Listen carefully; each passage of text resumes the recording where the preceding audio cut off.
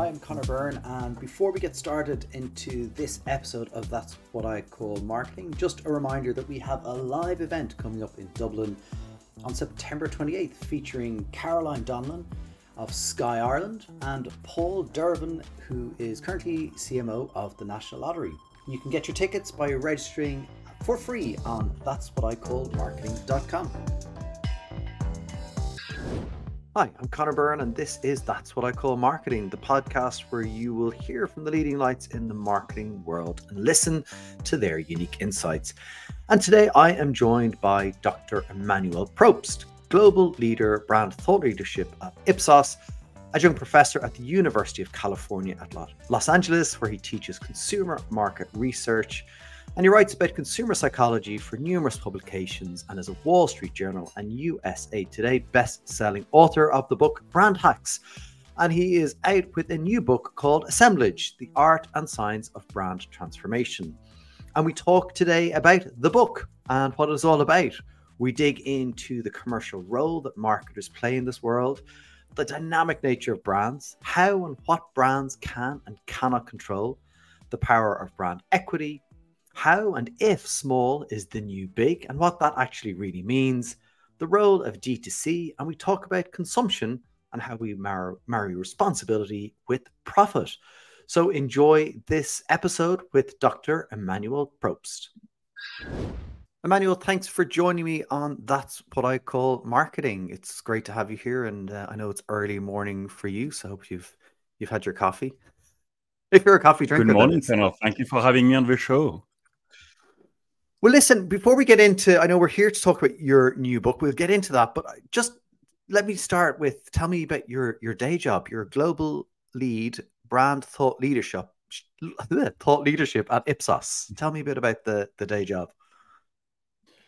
Yeah, I'm lucky to have a very compelling role here at Ipsos. So Ipsos is one of the largest market research agencies in the world. And in that capacity, as Global Lead Brand Thought Leadership, I create and disseminate and monetize ideas with our client partners and also with media outlets and industry associations and universities. So my role is to help build the frameworks that will help our clients measure, but also predict and optimize the performance of their brands. Amazing. And you work at the University of California in teaching capacity? Indeed. At UCLA, so the University of California at Los Angeles, I teach consumer market research. And I also do some writing on the side, and my latest book is Assemblage, The Art and Science of Brand Transformation, that looks at building brands that make a positive impact on people and the world around them. So the starting point for the book is simply to say that brands can no longer just sell products, but brands must also transform people and the world we live in. Great. Well, look, do you want to get into that? And I wanted to ask you, as you brought this book into the market, what's it bringing? What's new? And is it challenging any core beliefs? I'm sorry, can you repeat the question, Conor? Of course, bringing the book to the market. What was the thinking? Like, what's it bringing that's new? What is it challenging any core beliefs that are out there? Yeah. Well, I think the world is evolving, and now is a good time for marketers. And I'm very optimistic about marketing and advertising for years to come. And here's what I mean. For many years, we were the guys selling cigarettes and alcohol, which we still do some of that. But today, marketers and advertisers, brands have an opportunity to, again, not just sell products, but also make a positive impact on people, make a positive impact on businesses, on economic recovery, on society, on sustainability, on governance. And that's to say that marketers have this opportunity to also help shape expectations from their audience, have the opportunity to educate. What I mean by this is provide people, small businesses with new skills, and have the opportunity to do the right thing for the environment. So the role of marketers is evolving in a good way from just sell, more products, more promotion, into activities, activations that I believe are more meaningful and make a better contribution to the world in general. And this book shows you how. So do you, with that context, and we can go into some of the things you've touched on here, because you definitely want to get into some of those points, but do you believe then that marketers need to move away from the commercial piece of what they're doing? No, I think it's an important component of what we do. Let's balance performance and brand strategy. And so performance is important to drive traffic and drive purchase almost immediately. And it's important because that is how companies are measured, and we have to report to investors, and people are often goal-setted towards near immediate sales performance, if you will. So that's important. However, performance marketing is not a strategy. And what I mean by this is you can push people to a website or a product this week or next week. That is not building a brand, though. It's important to balance this with a strategy to differentiate and distinguish your brand and establish your brand as a unique entity that will command loyalty and that will hopefully command a premium, and that people will choose over competition. Yeah, and I've recently had the likes of James Herman, Peter Field, Mary Kirkidi from Cantor as well, talking about this thing. But I think what they haven't said that you've said that I just want to dig into a bit is marketers need to move away from sell. And I would, and that's where I'm asking the question around the commerciality of marketing. Do you believe marketers need to think less commercially? Because I find that kind of maybe strange. I don't know if you are saying that, so I just wanted to try to get clarity. I understand the difference between performance and long-term brand building, so I'd love to just dig into that. Is your view that marketers are too focused on the commercial element of their role, regardless of how you call it, performance or brand? I think marketers should always think about what is commercially viable, and make no mistake, we're here to make a profit, or we're here to place a product, place a brand. Even if you work for government organizations, or maybe you work for a specific city or a specific politician. I'm sorry? Not for profits, I would think as well. Yeah, not for profits, absolutely. In that regard, as marketer, you're here to promote a brand or a individual or a product, or as you said, a not-for-profit organization. So the commerciality, to use your terminology of what we do, is at the heart of almost all decisions we make.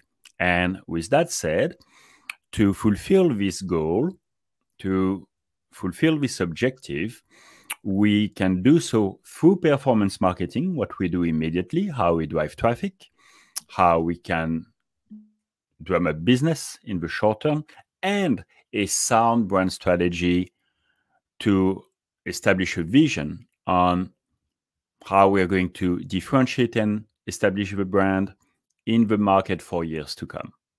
Yeah. And you say in the book that, and it kind of goes to the title of the book, you say that brands are the dynamic assemblages of social and cultural attributes that form clusters of association and meaning. And, when I read that, I went to, well, that feels like it's long term. You have to build those long-term associations and meaning. But what do you mean by their dynamic assemblages of social and cultural attributes that form those clusters? I'd love to understand it's in the book, but for anyone who's yet to read the book, what do you mean?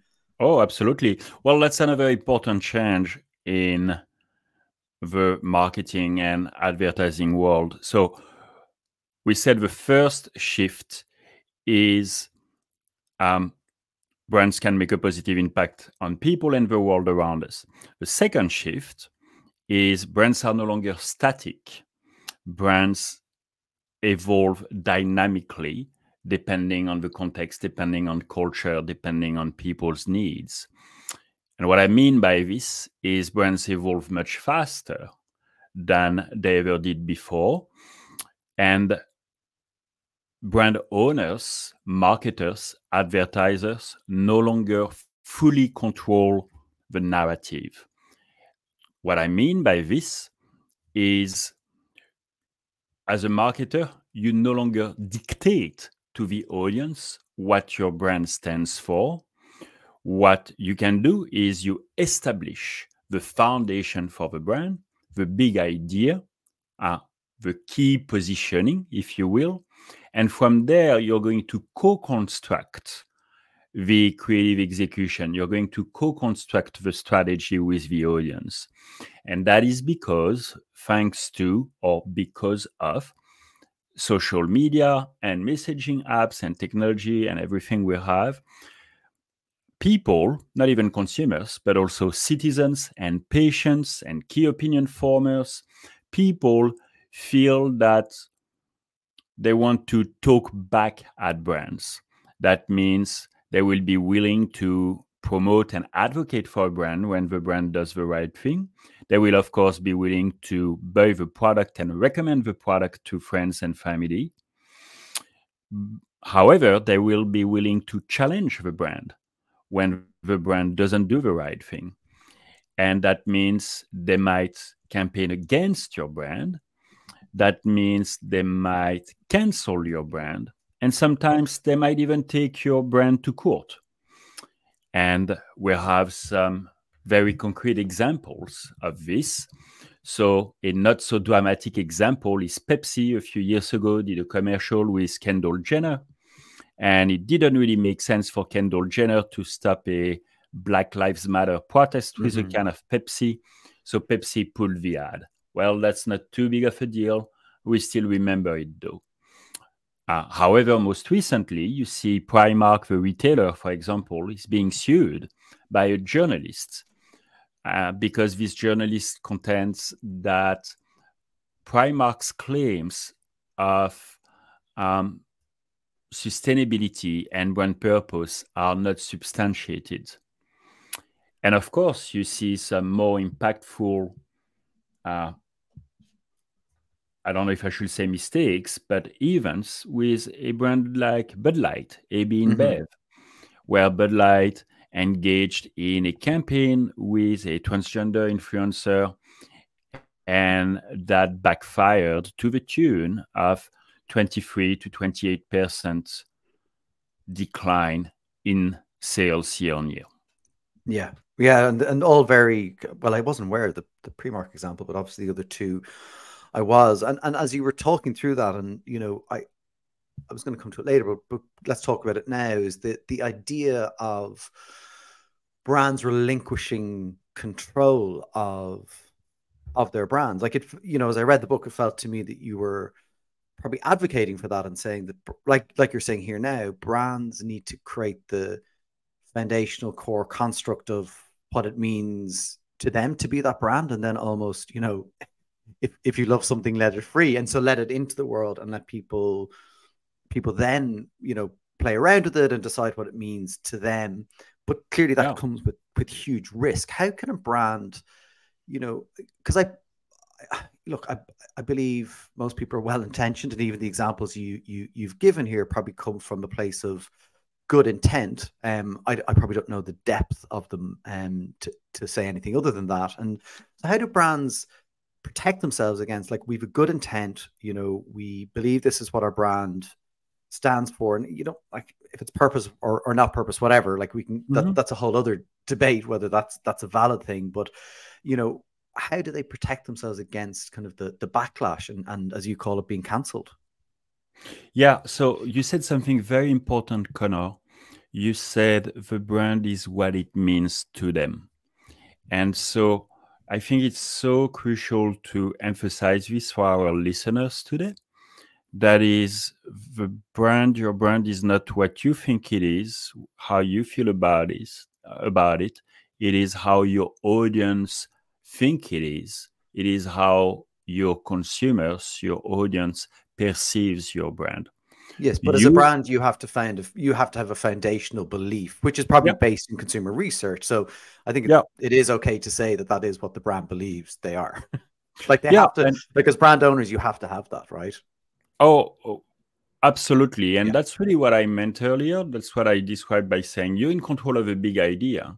So as the yeah, brand owner, you establish what the brand stands for, and you establish where you fit in, if you will, in the marketplace. And then you co-construct the meaning of the brand with your audience. So if we think of Airbnb, for example, well, the foundation of Airbnb is that flexibility that you can. Airbnb doesn't just sell a bed and a pillow, because you can get that from Marriott and Hilton if you want, but yep, really fulfills your need for discovery and adventure, right? Whereby you're going to access a room that feels a lot more personal and authentic, and your host might guide you through the local community, and you might indulge in cooking classes and walk around the streets with your host and really fulfill that desire for community, adventure, and discovery. So the point being that Airbnb establishes what the brand stands for. That is a unique, different, authentic, adventurous way of traveling, and then co-constructs the execution with the guests and the hosts. I think that's yeah, really an example of what you're saying, Connor. yeah, So you are very right to say that brands must establish what they stand for and then co-construct with the audience. Now, back to your question, how can brands get that right?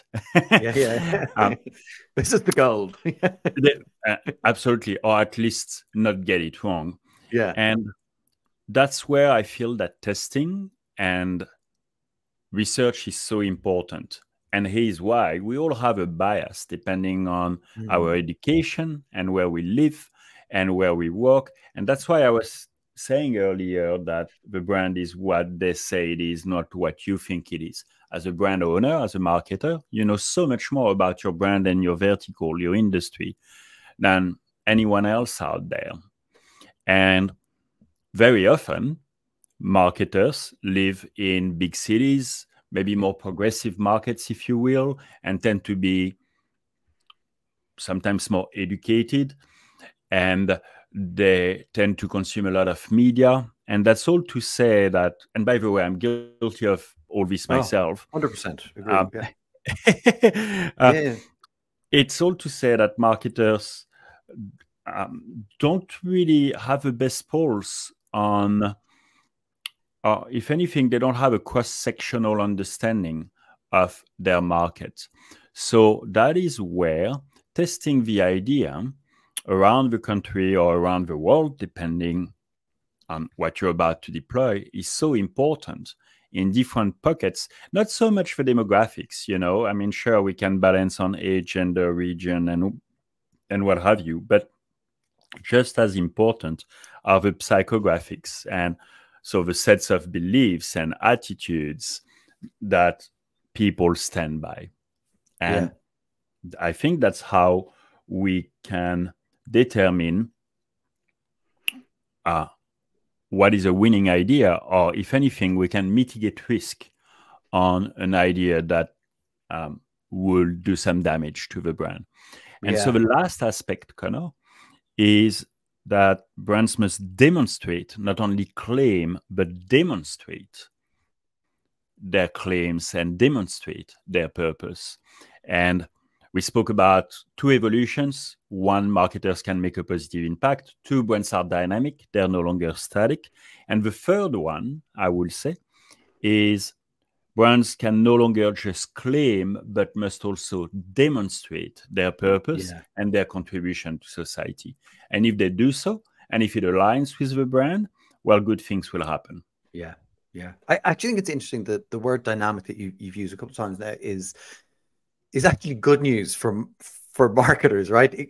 Because you can evolve. You know, it's possible to have been one thing and for that to evolve over time. I mean, look, you know, I think recent example of something like the Barbie movie is a wonderful example of a brand that has just kind of evolved over time. Yes, they had difficulties in the past in terms of, you know, revenue. They were still phenomenally, you know, selling a lot of Barbie, but they evolved, you know, kind of what it meant, but it stayed core to the belief of what that, you know, was founded around, you know, that kind of, you know, young girls can aspire to be anything, and they've just modernized it, which is really helpful that you can have that dynamism in a brand, right? That it doesn't have to be static. Like, there's some positive news in this for marketers. It doesn't have to be scary.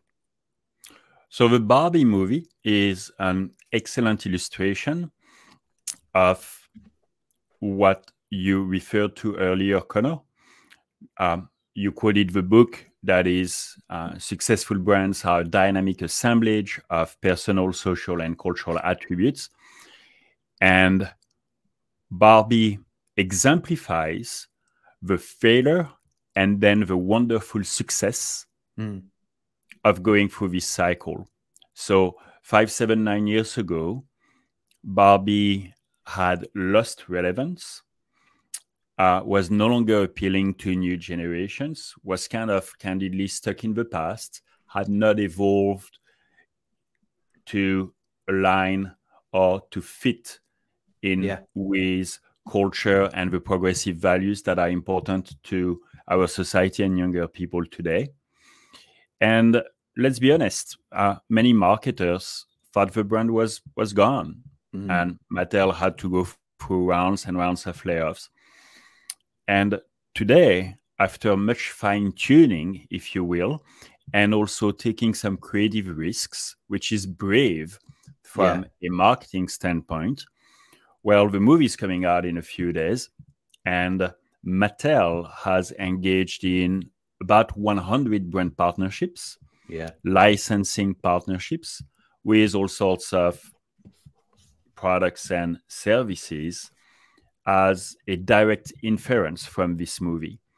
So it also showcases a new role for brands, whereby brands can be involved in creating content. We saw this a few years ago with the Lego movie, and we now see this Barbie movie coming out where the brand is center stage, and the storytelling, not just the storytelling, but the artistic aspect of the brand narrative is becoming very prevalent. Yeah. No, 100%. I think that's such an interesting, and we're all a bit obsessed with it at the minute. Like, but it's a really interesting one. As I read through the book, another thing that kind of came out to me quite strongly was the power of brand and brand equity. You know, and you know, so as I read that, I was like, okay, Emmanuel really kind of seems to have a strong belief in brand equity. You did have a wonderful example of Virgin Mobile in the UK, which I thought was a great example of the power of brand. Can you just explain that one to people? I just found it quite an interesting example of brand equity. Yeah, we often hear the question, do brands really matter, and why do brands matter? And you know, it's a very fair question. And the answer is, think of a product like light beer, or think of a product like vodka. If it wasn't for the brand, how could you tell me the difference between Grey Goose versus Smirnoff versus Kettle One? In light beer, how could you tell me the difference between Bud Light versus Coors Light and Miller Lite in a blind test? If you're in the UK, how can you tell me the difference between Carlsberg and Stella Artois? Very few people could in the context of a blind test. What carries the product is really the brand. That is what is going to command loyalty, is going to command a premium, and is going to get people to choose this product among others, and is going to command trust. People will trust the brand to deliver a product that is consistent in terms of its quality, in terms of its delivery. And the example you're referring to, which really showcases the power of branding, goes back to about 2001, 2002, when mobile phones were something very new. And at the time, T-Mobile, should I say T-Mobile, had started building a network in the UK, and Virgin had started a brand and a cell phone service, a mobile phone service. However, Virgin had not built its own network of cell phone towers. And so Virgin was renting the infrastructure from T-Mobile. Yeah. What's interesting is when we ask people, again, around 2001, 2002, what do you like best? Do you like Virgin or T-Mobile? And people will say, well, Virgin is so much better. It's a much, much better network. It's more reliable and it's better, and it's for people like me, you know, what we call brand desire and brand preference. It's a network for people like me.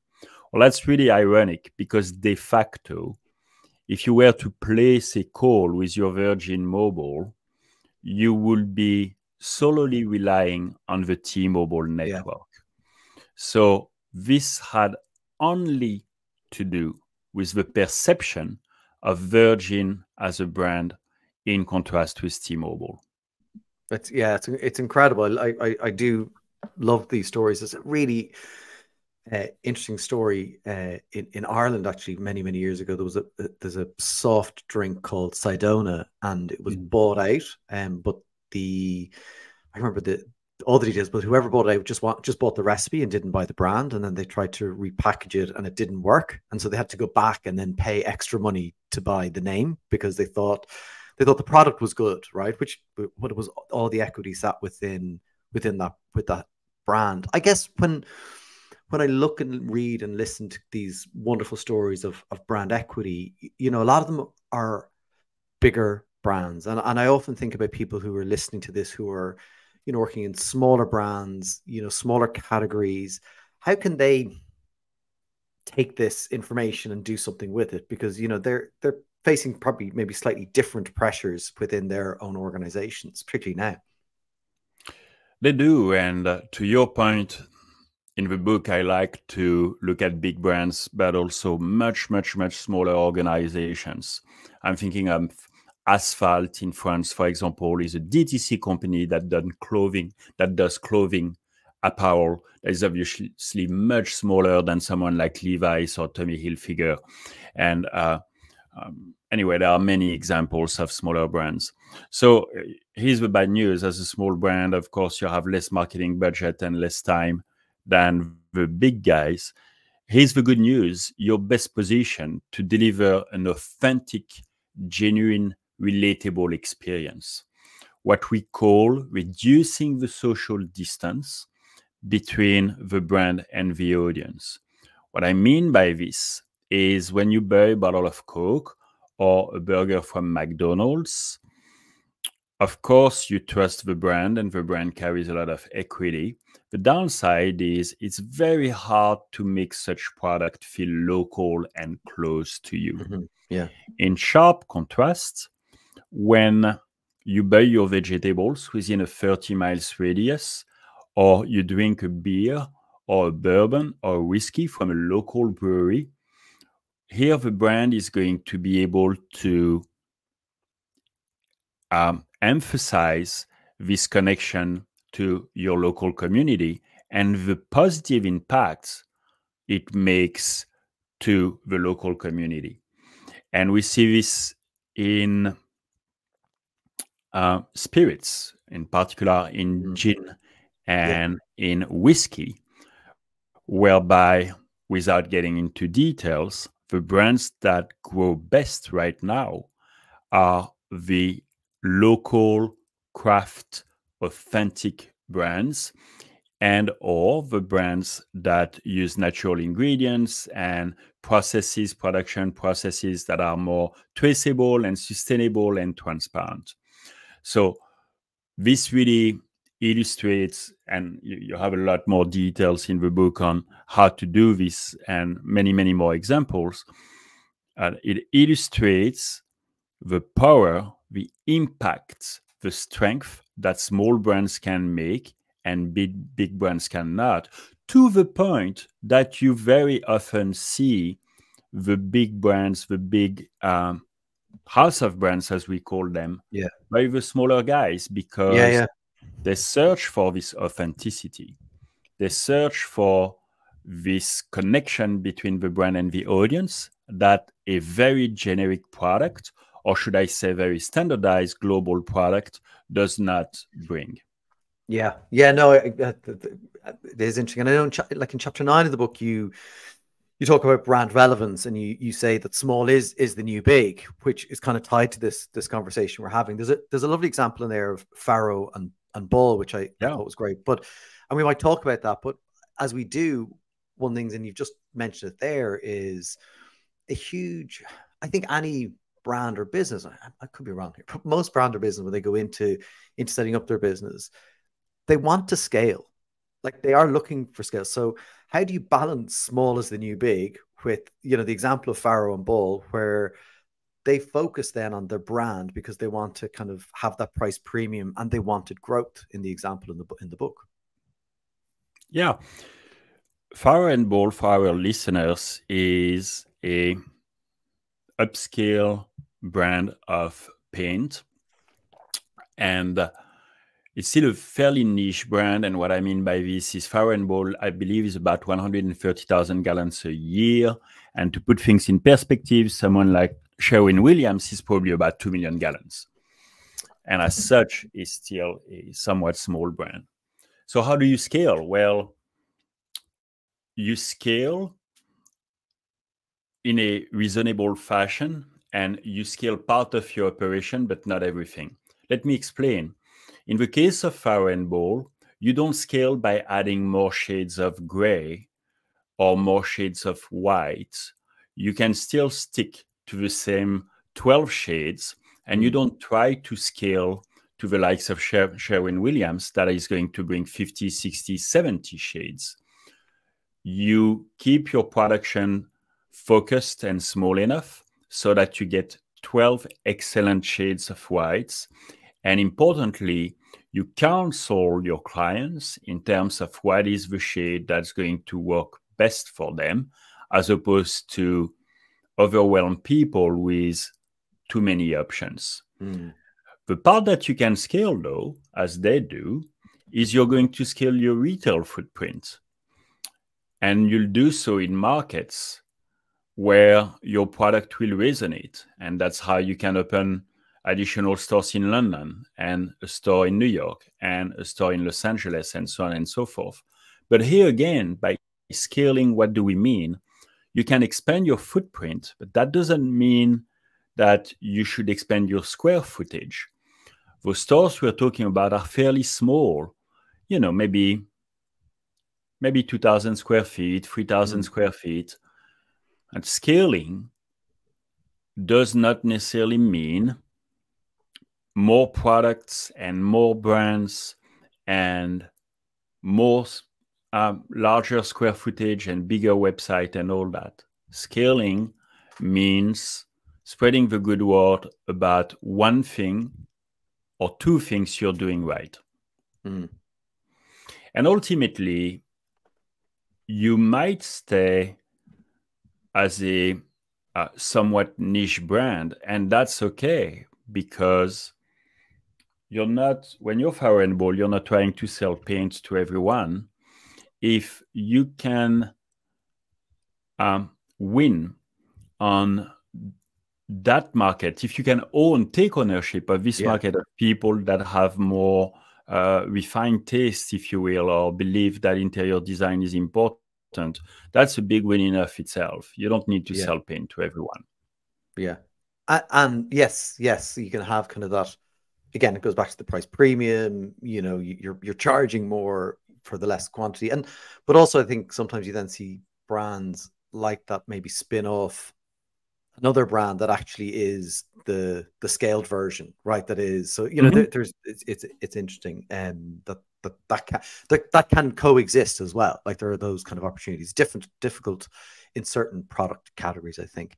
One of the things, and we touched mildly on it there, was kind of the idea of direct to consumer. And you have a fact in the book that we now favor D2C and e-commerce across all categories, like more than brick and mortar stores.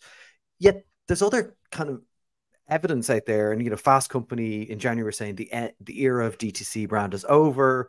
Fortune magazine we're talking about, Forerunner, VC, that say that it's the kind of businesses that they look to invest in, you know, are not direct to consumer.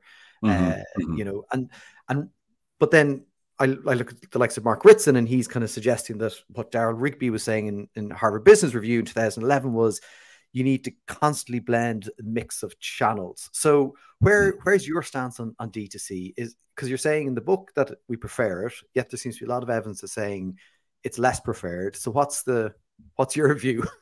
Yeah. Okay. From a consumer standpoint, DTC brands shaped people's expectations for what the buying and delivery experience should feel like. And what I mean by this is Amazon shaped people's expectations towards ordering a product in 3 clicks. And I'm going to receive the product within 48 hours. And if I'm not happy with the product, it will be very easy for me to return the product. Yeah. And I can read the product and buy some companion products and so on and so forth.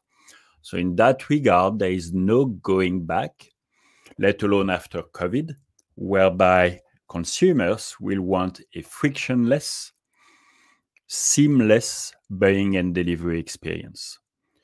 Now, the reason why so many DTC brands fail is exactly, we're going back, Connor, to where we started this conversation on performance marketing in contrast with brand building, whereby many DTC brands drove traffic, or I should say drive traffic to their website and convert someone once.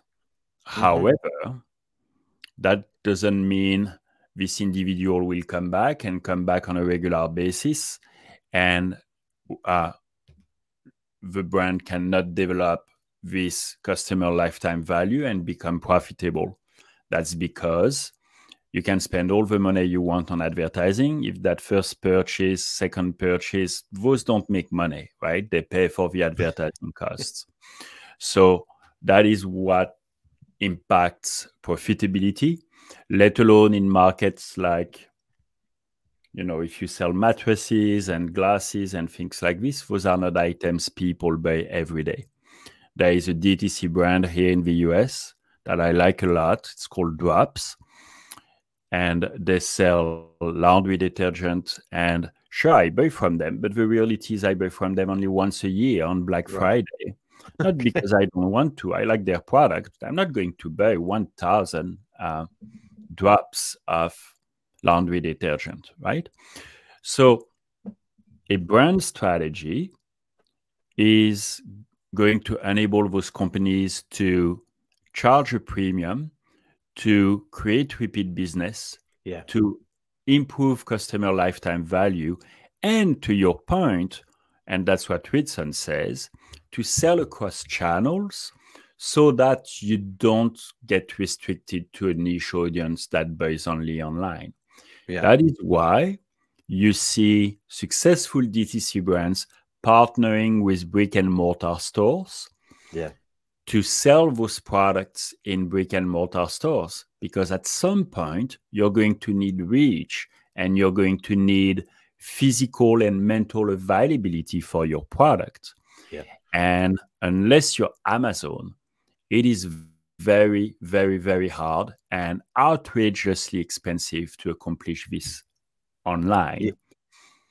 So yes to selling through several channels, and this stresses the importance of brand strategy balanced with performance marketing, considering when considering that the DTC experience is here to stay because Amazon shaped consumers' expectations towards this type of experience.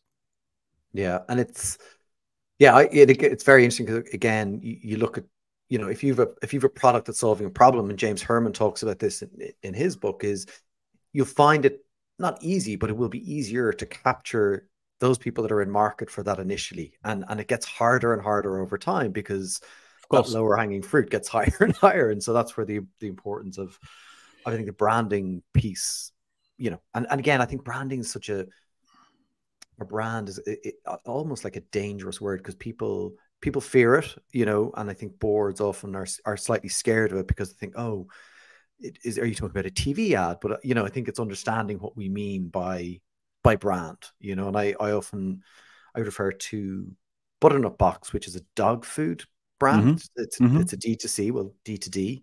Okay, excuse the pun, direct to dog, but anyway, brand coming out of the UK, based in Ireland as well, and but they do a very good job of kind of the brand living through every single touch point they have. Now, they are a direct to consumer brand. I don't know if they have plans to go brick and mortar at all, but it's a very interesting challenge for people to grapple with, you know, if you're in that space. Especially as in most categories, the last thing we need is yet another brand of dog food, razors, toothpaste, or yoga pants. People could say that about marketing podcasts, Emmanuel, but I don't agree. And therefore, it is even more important and even more relevant to build a brand that stands for something.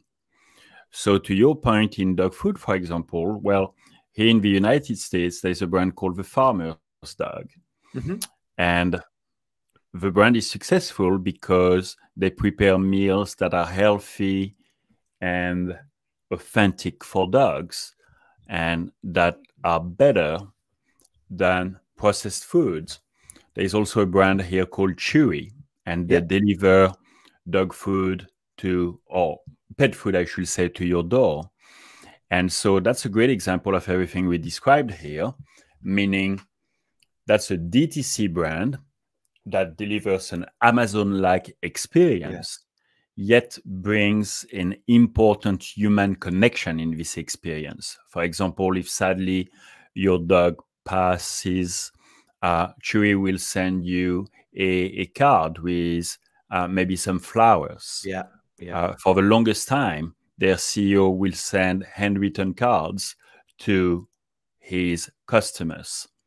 So that is how you can make a difference through a different value proposition, a different relationship, more authentic, genuine, personal, relatable relationship with your audience in a very crowded market where, candidly, nobody needed you until you arrived. Nestle Purina has been around for years. We didn't need Chewy. We had kibbles well before Chewy.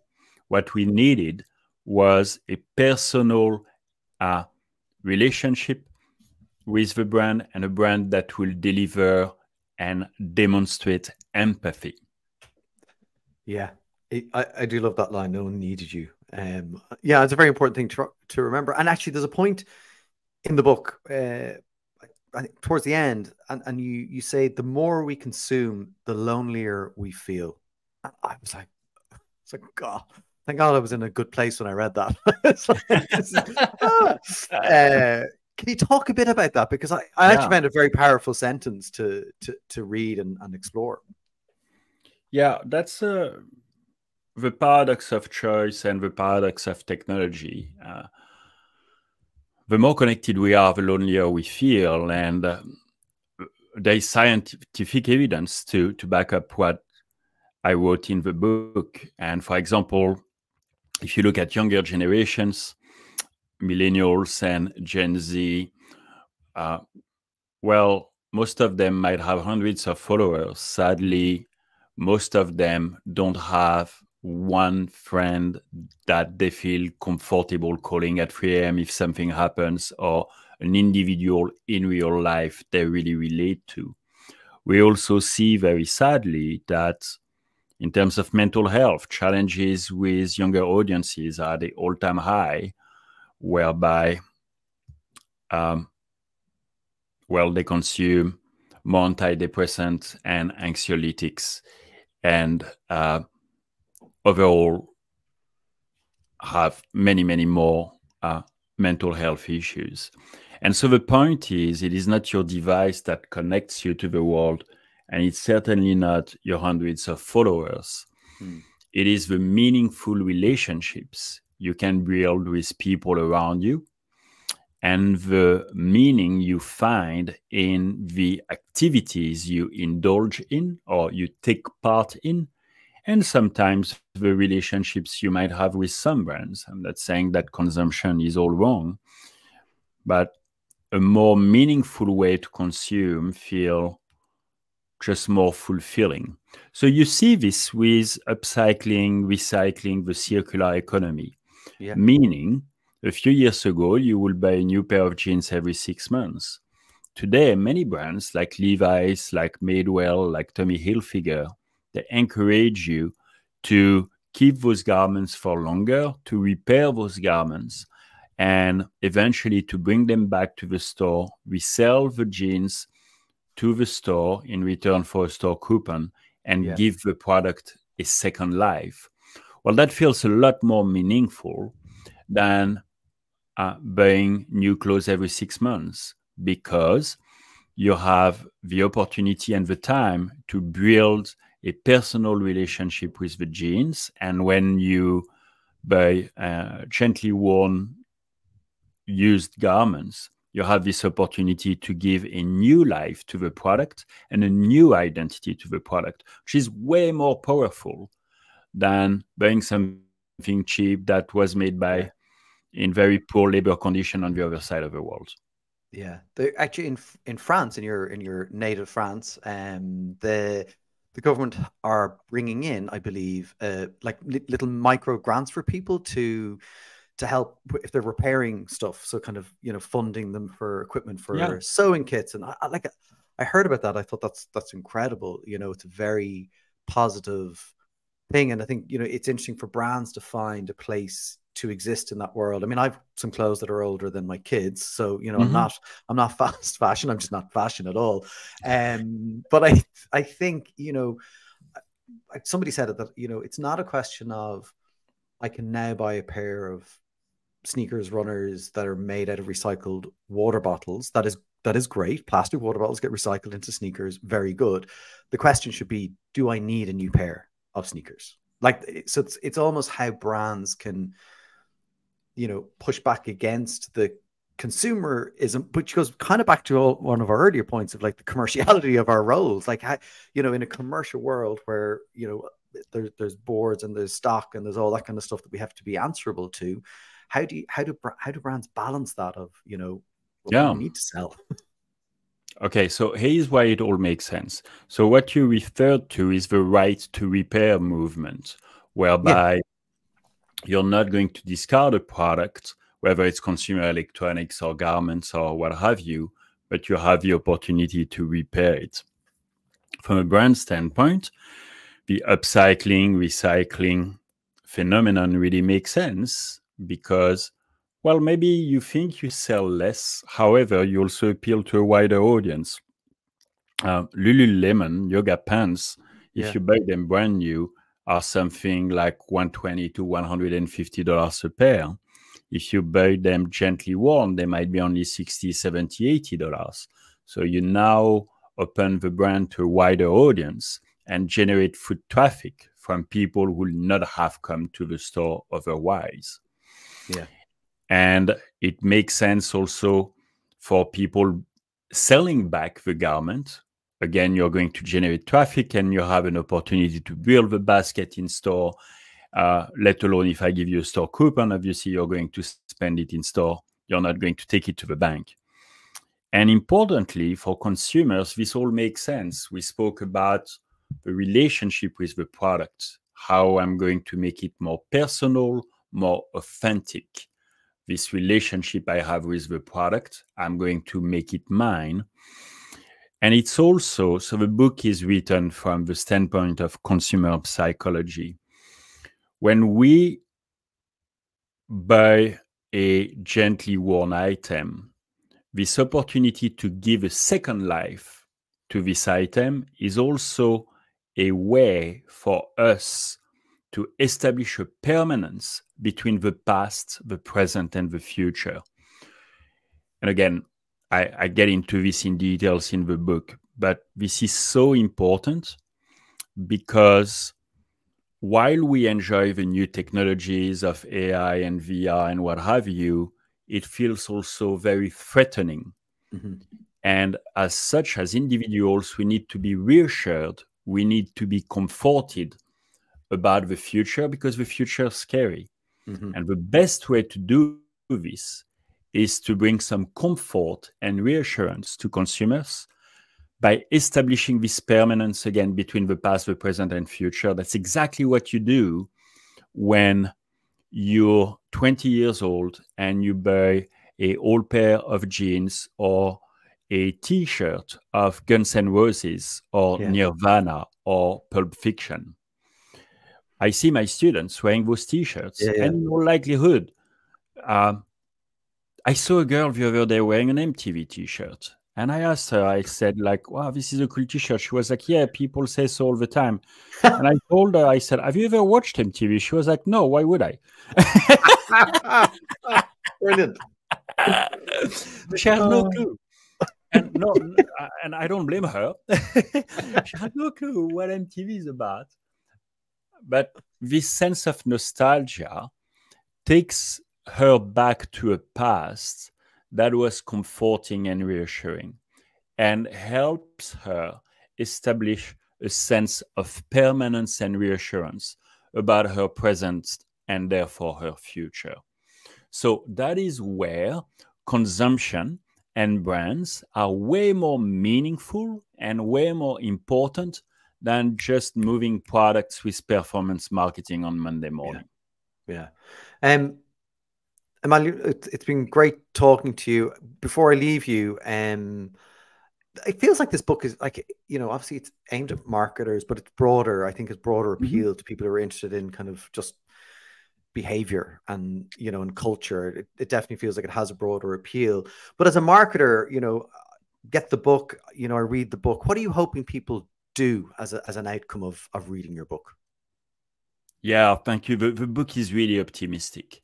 The book is to inspire the reader and most importantly, to empower the reader to take action, to build brands that are more meaningful, more impactful, also more profitable, deliver better return on ad spend, return on marketing spend, and to give brands and marketers and therefore readers to move product as we should, while making a positive contribution and a positive impact on people. Forgive my choice of words, but it's also a little bit of a feel-good type of book. And it's a book that's humble, that tells you you can do it too. And what I mean by this is you don't have to be Airbnb with hundreds of millions of dollars to spend on advertising. You don't have to be a trust fund kid to be successful, nor do you need to graduate from the top 1% universities. Look, 99% of us did not go to the top 1% schools. I didn't, by the way. And 99% of us were not born with a trust fund. Yet there is an opportunity for each and every one of us to create brands that make more sense and make a difference while making a profit. And this book shows you how. Amazing. Make a difference, make a profit. Sounds like a great way to end. Emmanuel, thanks so much for the time today. I enjoyed reading the book. Definitely some challenging pieces in it as well. And you say that up front, you give some controversial examples, which I enjoyed. But thank you so much. It was great talking to you today. Thank you so much, Connor. And our listeners today, pleasure connecting with you. And of course, do not hesitate reaching out to me if you have any questions or any feedback. I make a point at reading my emails, reading my messages, and I will reply to you in a personal fashion. Amazing. That is great for people to know. And I can add details of all that into the show notes as well, so people know where to find you, find the book. And again, the name of the book is Assemblage, and it's out now. Thanks, Emmanuel. Thank you so much, Connor. Well, I hope you enjoyed that episode with Dr. Emmanuel Probst. You know, at the start, I was wondering would our philosophies align on marketing. And as we talked, I began to realize that actually, you know, what Emmanuel's trying to bring to market is not a companion to some of the other work that's out there. It's certainly bringing a different perspective. It's not a how-to guide for marketers. It's a book that you should read to help you think about consumers, customers, yes, people, human beings, and then use it to think about how you can form your thinking about how your brand exists in the world. I think it's really important to have this addition to the marketing library. And, you know, we all get better the more we read. It is available now, and so that is it for this episode. Thank you so much for listening or watching. That's what I call marketing. If you did enjoy it, please do share and add comments with your feedback. You can get in touch and find all previous episodes on that'swhatIcallmarketing.com. Follow us on Instagram, That's What I Call Marketing, where we share shorter clips from the episodes, and on Twitter at @that's_marketing, where we just kind of talk about other marketing stuff as well. And as I said, you can watch our episodes back now on YouTube by looking for That's What I Call Marketing. So thank you for taking the time for being with us. And until the next episode, I'm your host, Conor Byrne. Take care.